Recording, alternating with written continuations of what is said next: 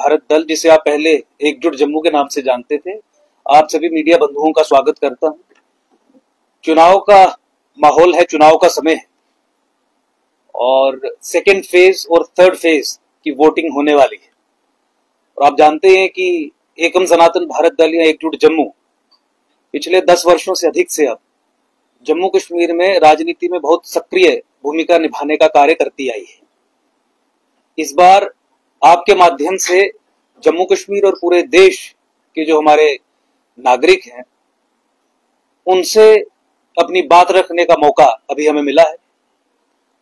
Parliamentary elections में हमारी party ने पार्टिसिपेट किया, लेकिन जो लेजिस्लेटिव असेंबली के इलेक्शंस अभी जम्मू कश्मीर में हो रहे हैं, किन कारणों से उसमें पार्टिसिपेट नहीं किया और क्या इकोसिस्टम बन के उभर के आ रहा है जम्मू कश्मीर में अभी इस समय, उस संबंध में बात रखने के लिए आज की प्रेस कॉन्फ्रेंस ऑर्गेनाइज की गई है।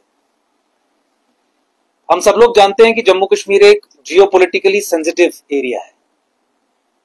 राष्ट्रीय सुरक्षा के दृष्टिकोण से देखा जाए तो बहुत एक इंपॉर्टेंट केंद्र है जो एक नॉर्दर्न फ्रंटियर की तरह भी काम करता है। और पिछले 70 वर्षों में किस तरीके से राष्ट्रीय सुरक्षा से खिलवाड़ करने का प्रयास जम्मू कश्मीर में किया गया है उसे भी हम भली भांति जानते हैं। तो एक बिगर पिक्चर को, एक लार्जर पिक्चर को दिमाग में रखते हुए हमने ये कॉन्शियस डिसीजन लिया कि इस बार लेजिस्लेटिव असेंबली यानी कि विधानसभा के चुनाव जो हैं वो हम नहीं लड़ेंगे और जो राष्ट्रवादी ताकतें हैं उन्हें मजबूत करने के लिए, उनके हाथ मजबूत करने के लिए प्रयासरत रहेंगे। आर्टिकल 370 और 35 की वापसी की बातें यहां पे कुछ राजनीतिक दलों ने करना शुरू की। आर्टिकल 370 और 35 हम शुरू से ये कह रहे हैं और हमारा संघर्ष भी इसी आधार पे 370 और 35 के खिलाफ रहा कि ये तो अलगाववाद को बढ़ावा देने वाला एक अनुच्छेद था। आर्टिकल 370 और 35 भारत की सेकुलर धरती के अंदर एक थियोक्रेसी को पैदा करता था, यानी भारत पूरा सेकुलर रहेगा लेकिन एक ऐसा राज्य रहेगा जो सेकुलर नहीं होगा। इसका अपना एक अलग संविधान होगा, अपना एक झंडा होगा और सब कुछ एक स्टेट विद इन स्टेट का जो एपरेटस होता है, अपना एक संविधान बना के वो सब चीजें होंगी। अलगाववाद की उसी राजनीति को इस चुनावों में एक अलायंस ने और रीजनल पॉलिटिकल पार्टीज ने हवा देने का प्रयास किया है। तो मैं निवेदन करना चाहता हूं जम्मू कश्मीर के रेजिडेंट्स को, जम्मू कश्मीर के नागरिकों को, जम्मू कश्मीर के वोटर्स को कि वो लोग जो 370 और 35 जैसे अलगाववाद की वेस्टेजेस को रिएक्टिवेट करना चाहते हैं, अलगाववाद को जम्मू कश्मीर में और मजबूत करना चाहते हैं, ऐसी ताकतों को हराने का कार्य करें। राष्ट्रवाद और राष्ट्रीय सुरक्षा को ध्यान में रखते हुए अपना वोट जो है वो कास्ट करने का डिसीजन लें। वो दल, वो इंडिविजुअल्स जो जम्मू कश्मीर में राष्ट्रवाद को मजबूत करने की बात करते हैं, उनके फेवर में खड़े हो जाइए। ये ऐतिहासिक पल है, 10 वर्षों के बाद जम्मू कश्मीर में एक चुनाव होने जा रहा है। हम ये अफोर्ड नहीं कर सकते कि पुनः अलगाववादी ताकतों के पास, या वो ताकतें जो अलगाववाद को अपीज करने का काम करती हैं, अलगाववाद की भावना को हवा देने का काम करते हैं, उनके हाथों में सत्ता जाए।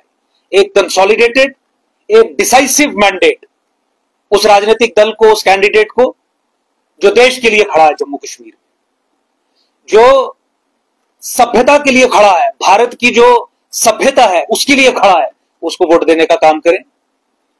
पाकिस्तान की तरफ से भी कुछ बयान आए कि 370 और 35 से वापिस आना चाहिए।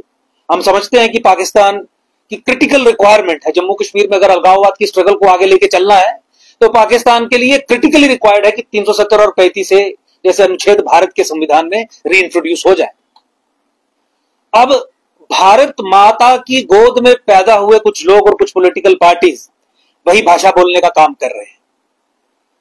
यह भारत माता के सपूतों और भारत माता के कपूतों की लड़ाई है। यहां का चुनाव, कपूत वो हैं जो पाकिस्तान की भाषा बोल रहे हैं, जो अलगाववाद को बढ़ाने का काम कर रहे हैं। एक अनहोली अलायंस के माध्यम से जम्मू कश्मीर को पुनः अलगाववाद की आग में झोंकने का काम कर रहे हैं। एकम सनातन भारत दल की तरफ से, हमारी पूरी टीम की तरफ से तमाम जम्मू कश्मीर वासियों को हमारा यह निवेदन रहेगा कि इस एजेंडा को डिफीट करें। इस एजेंडा को हराएं, इस अलायंस को हराएं। और ये एजेंडा, अलायंस की सोच क्या है? ये वही सोच है जो 1931 में कश्मीर में पैदा हुई थी। मुस्लिम कॉन्फ्रेंस के नाम से उस समय महाराजा के खिलाफ आंदोलन छेड़ने वाले और 13 जुलाई के वो मार्टिर्स डे जैसे कार्यक्रम चलाने वाले लोग आज फिर इकट्ठे हुए। 1931 में वो पहला अलायंस हुआ था, यहां पे मुस्लिम कॉन्फ्रेंस और जो कम्युनल राजनीति कश्मीर में अनलीश की गई थी माइनॉरिटी कम्युनिटी के खिलाफ, महाराजा के खिलाफ, जिसके पीछे उस समय के नेता जो स्वतंत्रता संग्रामी अपने आप को कहते थे, नेहरू जी ने उनका साथ दिया।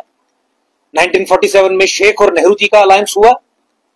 उसके बाद वही communal Kashmir based political parties का अलायंस इंदिरा गांधी जी और शेख अब्दुल्ला के साथ हुआ, जो फिर राजीव और फारूक के रूप में भी किसी ना किसी समय में जम्मू कश्मीर में रहा और आतंकवाद, अलगाववाद और माइनॉरिटी राइट्स से खिलवाड़ करना, वो सब चीजें नहीं। वही आज पुनः 1931 में जो शुरू हुआ था अभी भी शेप लेता हुआ नजर आ रहा है। हमें मजबूर होना पड़ा इन बातों को आपके सामने रखने के लिए, क्योंकि जिस दिशा में ये सोच जा रही है वो खासकर जम्मू कश्मीर के राष्ट्रवादी समाज और जम्मू कश्मीर में वो लोग जो देश के साथ हैं, उनके भविष्य के लिए सुरक्षित बात नहीं है। तो एक जिम्मेदारी के तौर पे कि अगर राष्ट्रवाद के नाम पे, राष्ट्रीयता के नाम पे हमने ये निर्णय लिया कि हम चुनावी मैदान में नहीं उतरेंगे, तो यह भी दायित्व बनता है कि जिस तरीके से एक नैरेटिव बिल्ड किया जा रहा है, उस नैरेटिव को लोग समझ के और भविष्य को मद्देनजर रखते हुए अपना वोट कास्ट करें। 370 और 35A के खात्मे के कारण ही यह संभव हो पाया कि वेस्ट पाकिस्तानी रेफ्यूजीज को उनके राइट्स मिले। 370 और 35A के